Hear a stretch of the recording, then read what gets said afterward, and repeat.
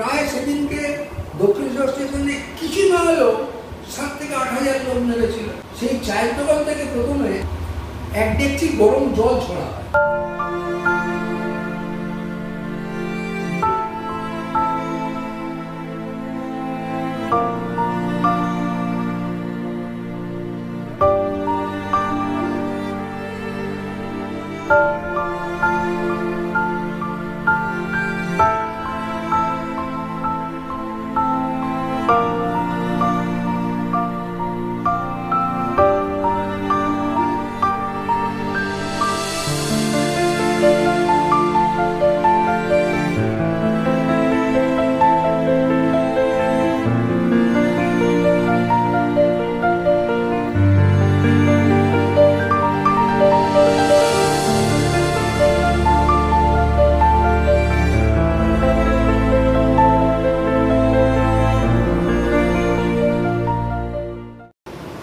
আমরা সৌম্যদের বাড়ির ভেতরে রয়েছি। সৌম্যর বাবার সঙ্গে বিমান মুখার্জি আপনাদের সাথে আলাপ করিয়ে দিই। ঘটনাটা কি ঘটেছিল একবার আমি স্মৃতি স্মরণী পেয়ে ফিরে যাচ্ছি। সালটা ছিল 2017, সল্টলেক স্টেডিয়াম রিনোভেশন হচ্ছে যুব বিশ্বকাপের জন্য, আন্ডার 17 বিশ্বকাপের জন্য। তাই তখন খেলাগুলি হতো শিলিগুড়িতে। সেই শিলিগুড়িতে 12ই ফেব্রুয়ারি আই লিগের ডার্বি দেখে ফেরার সময় মর্মান্তিক দুর্ঘটনায় ঘটেছিল বরানগর স্টেশনে। সেখানে তার পরদিন 12 তারিখ খেলা শেষে তার পরদিন যখন সৌম্য ফিরতে যায়, সেই ঘটনায় সৌম্য মারা যায়। খুবই মর্মান্তিক। কিন্তু ওদের পরিবার একেবারে মোহনবাগান অন্তঃপ্রাণ। ওনার বাবা আমার পাশে বসে আছেন, উনিও কিন্তু মোহনবাগান প্রীতির জন্য চরম মূল্য দিতে হয়েছে। সেখানে সালটা ছিল 76। 6 বছর পর মোহনবাগান কলকাতা লিগে চ্যাম্পিয়ন হয়েছিল। তার আগে 24শে জুলাই 76-এর আকবরের 17 সেকেন্ডের গোল, সেই 17 সেকেন্ডের গোলে মোহনবাগান লিড পেয়ে যায়। তখন একটি ম্যাচ জিতলে 2 পয়েন্ট পাওয়া যেত। মোহনবাগান আন্ডার 80 পয়েন্ট পিছিয়ে ছিল, ইস্টবেঙ্গলকে জেতার পর এগিয়ে যায়। তারপর 4টে ম্যাচ ছিল। শেষ ম্যাচটা ছিল এরিয়ানের সঙ্গে হাড্ডাহাড্ডি ম্যাচ। এই এরিয়ান পয়েন্ট পেরে নিয়েছিল সেবার। শিবাজি ব্যানার্জি দারুণ খেলেছিল ইস্টবেঙ্গলের বিরুদ্ধে এরিয়ানের গোল পোস্টের নিচে। সেই ম্যাচ কিন্তু খুব শক্ত ম্যাচ, আকবরের গোলে জিতেছিল। এবং সেখান থেকে যখন ওনারা ফিরছিলেন, সেদিনও পাড়ায় পাড়ায় একটা সেলিব্রেশন হচ্ছিল। সেই সেলিব্রেশনের সময় রেল লাইনে ছোড়া পাথরের ইট, ইস্টবেঙ্গল সমর্থকরা সেটা মেনে নিতে পারেনি। তারা ভেবেছিল তারা আবার 7বার চ্যাম্পিয়ন হবে। তার জন্য তার ওনার চোখে লাগে। সেই চোখের একটা পার্মানেন্ট ক্ষতি ওনার হয়ে গিয়েছিল। তারপর যে প্রসব, এই মুহূর্তে মোহনবাগানে যে উৎসবের লহর চলছে, আমি যখন সৌম্যর বাড়িতে রয়েছি, ঘোষপাড়া বরানগর, সেখানে শাসক গোষ্ঠীর সেলিব্রেশন চলছে। কিন্তু আমি জানতে চাইছি বিমানদা, এই যে মোহনবাগানের সাফল্য 20 সালের পরে একদম ধরা ছোঁয়ার বাইরে, আপনারা এখন খেলা দেখেন, খেলা যে দেখেন সেটা আমি শুনেছি আপনার ভাই ওনার সৌম্যর কাকা মানুষ দার সাথে, যিনিও খেলাধুলার সাথে যুক্ত, তরুণ দল স্থানীয় ক্লাবের সাথে যুক্ত। কিভাবে সময় কাটে, কতটা মিস করেন, কি বলবেন? আমি মোহনবাগান অন্তঃপ্রাণ। এখনো পর্যন্ত মোহনবাগানের কোনো খেলা দেখিনি, হয়নি। মোহনবাগান ক্লাব থেকে আমাকে ইনভাইটেশন পাঠানো হয় বিভিন্ন সোর্সে। আমি তাদের হয়তো চিনি না, আমার ভাই যায়। পরবর্তীকালে সেই সময় বহু লোক এসেছিলেন আমাদের বাড়িতে। এই ধরুন উত্তম সাহা, মোহনবাগানের বাপ্পা সঞ্জয় ঘোষ, বাপ্পা, আমি আরো অনেকেই এসেছিলেন, বাবুল ব্যানার্জি এসেছিলেন। পরবর্তীকালে সিঞ্জয় দেবাশিস এই আড্ডাতে এসেছিল। তখন ওদের আপ্যায়ন করা হয়েছিল মিষ্টির হাঁড়ি দিয়ে এবং মোহনবাগানের পতাকা দিয়ে। আমি যেতে পারিনি,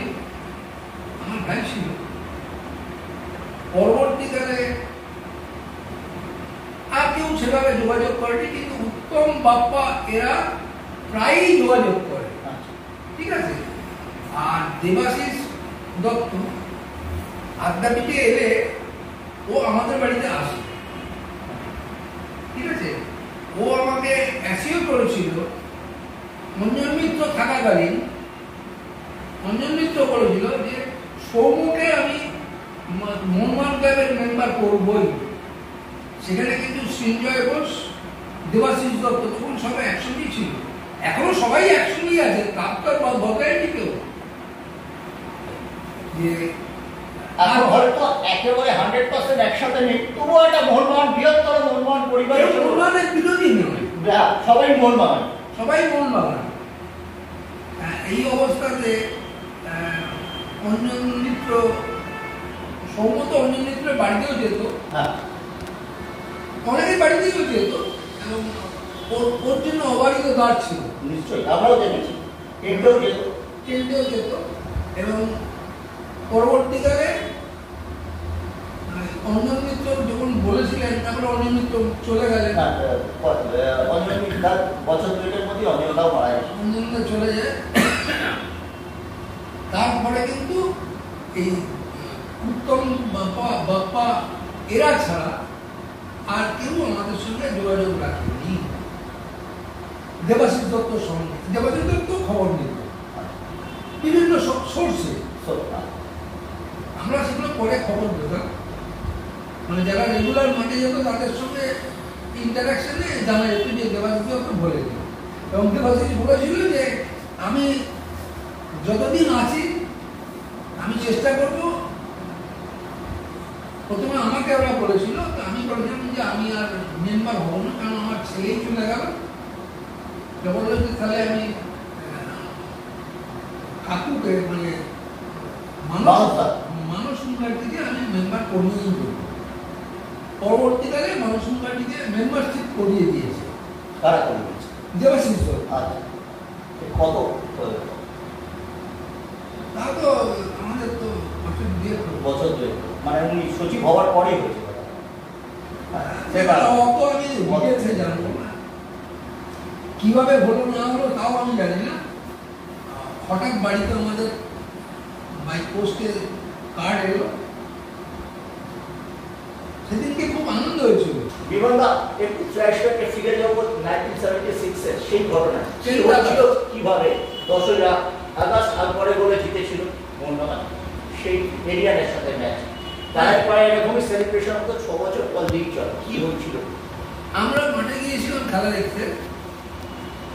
আমি যখন রেগুলার মাঠে যেতাম, মানে আমার কার্ড মেম্বার হলেই যে খেলা দেখতে হবে তার কোনো মানে নেই। আমি তখন মোহনবাগান ভক্ত হিসেবে কোনো খেলা আমার বাদ যেত না। 69 সাল থেকে আমি মাঠে যাই। 76 সালে আমরা যখন লিগ চ্যাম্পিয়ন হলাম, সেদিন আমার মনে আছে এই মানস ভট্টাচার্য তখন এরিয়ারে আছে, ঠিক আছে। প্রদীপ চৌধুরী আমার প্রদীপ চৌধুরী সবার শুরু করেছিল মোহনবাগানে, সুব্রত ভট্টাচার্য এবং প্রদীপ চৌধুরী স্টপার জুটি ছিল। এবং প্রদীপ চৌধুরী যে পা চালিয়েছিল সেটা মানুষ ভট্টাচার্যের মাথার উপর দিয়ে, সেইটা দেখে আমরা খুব উৎসাহিত হয়েছিল। মানে অন্তত মানুষ ভট্টাচার্য আটকে যাবে, কিন্তু আমরা আলটিমেটলি জিতলাম। এবং তখন আমরা যখন খেলা শেষ হলো, এই মাঠ থেকে হেঁটে শিয়ালদা যেতাম, কারণ আমরা তখন তো প্রচুর, আমরা খুব অ্যাফ্লুয়েন্ট ছিলাম না, মাঠে টিকিট কাটার পয়সাটা আমরা জোগাড় করতাম। তা আমরা শিয়ালদায় যেতাম। শিয়ালদা থেকে আমরা যখন ফিরছি, প্রায় সেদিনকে দক্ষিণেশ্বর স্টেশনে কিছু না হলেও 7 থেকে 8,000 লোক নেমেছিল এই মোহনবাগানের দর্শক খেলা দেখে। সেদিন তো মাঠের বাইরেও 1000 সেটা ছিলই। অত ভিড় খুব কম ম্যাচই হয়েছে। সুব্রত ভট্টাচার্যের শেষ ম্যাচে রেকর্ড ভিড় ছিল কলকাতা লিগে, এবং 76-এর 10ই আগস্ট। এবং আমরা যখন ফিরে আসছি, এই মিলিটারি ব্যারাকের যে গেটটা, এই গেটের ডান দিকে বাঁ দিকে একটা চায়ের দোকান ছিল। সেই চায়ের দোকান থেকে প্রথমে আমরা জানতাম না ইস্টবেঙ্গল শহরে এক ডেকচি গরম জল ছড়া হয় ওই ভিড়েতে। সেই জলের পুরো আমার লেগেছে, কিন্তু আমার থেকেও বেশি লেগেছে যারা ওই ধারে ছিল। তারপরেই আমরা কেড়ে বলতেই ওই ব্যালাস্ট ছোড়া হয়, সেটা আমার গিয়ে কর্নিয়াটাই লাগে, আমি ব্লাইন্ড হয়ে যাই। চিরকালের মতন আমার চোখটা শেষ হয়ে গেল। তারপরে বহু চিকিৎসা করানো হয়েছিল, ভারতবর্ষের বহু জায়গায় আমি গিয়েছি চিকিৎসার জন্য। বললো যে এটা সম্ভব না, একমাত্র কর্নিয়া চেঞ্জ করতে হবে। সেটা তখনকার দিনে অস্ট্রিয়া ছাড়া আর কোথাও করা যাবে না। ডক্টর আইএস রায় তখন এশিয়ার মধ্যে শ্রেষ্ঠ ডাক্তার ছিলেন, খুব স্বনামধন্য চক্ষু বিশেষজ্ঞ। বহু চিকিৎসা করিয়েছি আমি। আইএস রায় আমাকে যখন ওনাকে দেখা যেতাম, উনি কোনো ফি দিতেন না, উল্টে আমাকে বলতেন যে আমি ওনাকে খামে করে, তখনকার দিনে 300 টাকা আমি খামের মধ্যে দিয়ে ওনাকে দিতাম, কারণ আমার সাহস ছিল না ওনাকে হাতে টাকাটা দেওয়া। তখন আমায় বললো, তুই যেটা এনেছিস সেটা নিয়ে যা, আমি তো তোর চিকিৎসা কিছু করতে পারিনি, ওইটা দিয়ে কালো আঙুর কিনে খা। তারপরে যাই হোক, পরবর্তীকালে আমরা বহু চিকিৎসা করিয়েছি, কিন্তু খানিকটা ইমপ্রুভ হয়েছে। 18টা ইঞ্জেকশন হয়েছে চোখের ভিতরে 18টা ইঞ্জেকশন হয়েছে।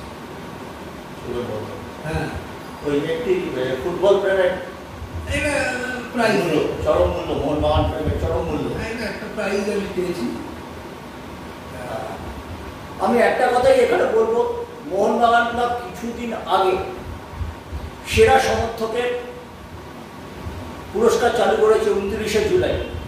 মরণোত্তর পুরস্কার মোহনবাগান রত্ন 1911 সালে অনেকেই পেয়েছেন, টিয়াও পেয়েছেন। সৌমকে সে যারাই আছেন ক্ষমতায়, বর্তমান শাসক গোষ্ঠী হোক, সঞ্জয় বসু গোষ্ঠী হোক, দেবাশিস দত্ত গোষ্ঠী হোক, সৌমকে সেরা সমর্থক মরণোত্তর পুরস্কার দেওয়া উচিত এবং বিমানদাকেও বোধহয় পুরস্কৃত করা উচিত, যিনি আর এই মুহূর্তে যারা মোহনবাগান ক্লাব চালাচ্ছেন, কর্ম সমিতিতেও আছেন, তাদের মধ্যে বোধহয় হাতে গোনা 3-4 জন জানেন 76-এর সেই আবেগ। একজন 12-13 বছরের ফুটবল অনুরাগী হিসেবে সেই কথা আমার মনে আছে। 76-এর সেই আবেগ, তার মোহনবাগান যে 6 বছর পর জিতল, 6 বছরের গ্লানি ঘুচলো বলে চুমি গোস্বামীর সেই লেখা একটি প্রভাতী দৈনিক পত্রে, সেটা বোধহয় কাটিং আমার কাছেও রয়েছে।